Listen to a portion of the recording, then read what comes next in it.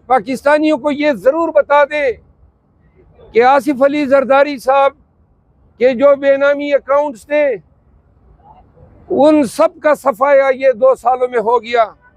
तमाम केसेस ख़त्म। 24 अरब रुपए के चार्जेस थे शहबाज शरीफ साहब के खिलाफ। उन 24 अरब रुपए में शहबाज शरीफ साहब को जो है बरियत मिल गई।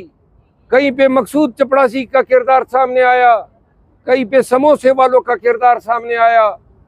18 अरब रुपए पे इवन जो एक घर जो है नवाज शरीफ के बेटों ने बेचा था मलक रियाज को, ये तस्लीम शुदा है, शहादत है। इवन फील्ड के मकानात जिधर वो रह रहे हैं, पाकिस्तानी अदालतें कह रही हैं कि वो इवन फील्ड में खरीदारी या ट्रेल जो है वो ये केस जो है इनके खिलाफ नहीं बनता है।